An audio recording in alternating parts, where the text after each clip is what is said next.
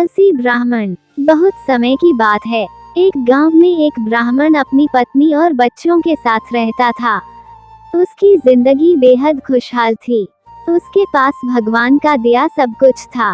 सुंदर सुशील पत्नी, होशियार बच्चे, खेत जमीन, धन सब कुछ था। उसकी जमीन भी बेहद उपजाऊ थी, जिसमें वह जो चाहे फसल उगा सकता था। लेकिन एक समस्या थी कि वो ब्राह्मण खुद बहुत ही ज्यादा आलसी था। वो कभी काम नहीं करता था। उसकी पत्नी उसे समझा समझा कर थक गई थी कि अपना काम खुद करो, खेत पर जाकर देखो, लेकिन वो कभी काम नहीं करता था। वो कहता, मैं कभी काम नहीं करूँगा। उसकी पत्नी उसके आलस्य से बेहद परेशान रहती थी, लेकिन वह चाहकर भी कुछ नहीं कर पाती थी। एक दिन एक साधु ब्राह्मण के घर आया और ब्राह्मण ने उसका खूब आदर सत्कार किया। तन मन से ब्राह्मण ने सम्मानपूर्वक उसकी सेवा की। साधु ब्राह्मण की सेवा से बेहद प्रसन्न हुआ और खुश होकर साधु ने कहा कि हे ब्राह्मण, मैं तुम्हारे सम्मान व आदर से बेहद खुश हूँ। तुम कोई वरदान मांगो, मैं तुम्हें वह वर अवश्य दूंगा। यह सुनकर ब्राह्मण को तो मुमांगी मुराद मिल गई। उसने कहा, बाबा, आप कोई ऐसा वरदान दो कि मुझे खुद कभी कोई काम ना करना पड़े। आप मुझे कोई ऐसा आदमी दे दो जो मेरे सारे काम कर दिया करे। यह सुनकर बाबा ने कहा, ठीक है, ऐसा ही होगा, लेकिन ध्यान रहे, तुम्हारे पास इतना काम होना चाहिए कि तुम उसे हमेशा व्यस्त रख सको, अन्यथा वह तुम्हें खा जाएगा। यह कहकर बाबा वहां से चले गए और उनके जाते ही एक बड़ा सा राक्षसनुमा जिन ब्राह्मण के सामने प्रकट हुआ। वो जिन कहने लगा, मालिक, आप मुझे कोई काम दो, मुझे काम चाहिए। ब्राह्मण उसे देखकर पहले तो थोड़ा डर गया और फिर कुछ सोचने लगा। तभी जिन बोला, जल्दी काम दो वरना मैं तुम्हें खा जाऊंगा। ब्राह्मण ने कहा, जाओ और जाकर खेत में पानी डालो। यह सुनकर जिन तुरंत गायब हो गया और ब्राह्मण ने राहत की सांस ली और अपनी पत्नी से पानी मांगकर पीने लगा। लेकिन जिन कुछ ही देर में वापस आ गया और बोला, मालिक, मेरा सारा काम हो गया, अब मुझे और काम दो। अब तो ब्राह्मण घबरा गया और बोला कि अब तुम आराम करो, बाकी काम कल करना। परंतु जिन बोला, नहीं, मुझे काम चाहिए, वरना मैं तुम्हें खा जाऊंगा। ब्राह्मण सोचने लगा और बोला, तो ऐसा करो, तुम जाकर पूरा खेत जोत लो, इसमें तुम्हें पूरी रात लग जाएगी। यह सुनकर जिन वहां से गायब हो गया। आलसी ब्राह्मण सोचने लगा कि मैं तो बड़ा चतुर हूँ, मैंने तो जिन को यहाँ से भगा दिया।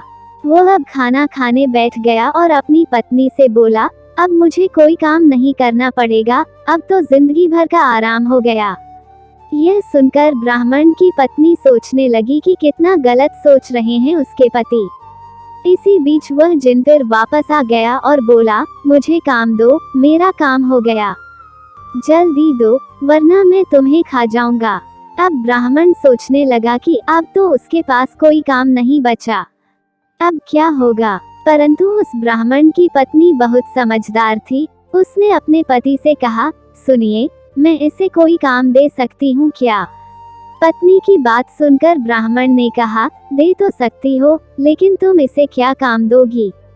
ब्राह्मण की पत्नी ने कहा, आप चिंता मत करो, वो मैं देख लूंगी। वो जिन से मुखातिब होकर बोली, तुम बाहर जाकर हमारे कुत्ते मोती की पूंछ सीधी कर दो, परंतु ध्यान रहे, पूंछ पूरी तरह से सीधी हो जानी चाहिए। अपने मालिक की आज्ञा पूरी करने के लिए जिन वहां से चला गया। उसके जाते ही ब्राह्मण की पत्नी ने कहा, देखा आपने कि आलस कितना खतरनाक हो सकता है। पहले आपको काम करना पसंद नहीं था और अब आपको अपनी जान बचाने के लिए यह सोचना पड़ रहा कि उसे क्या काम दें।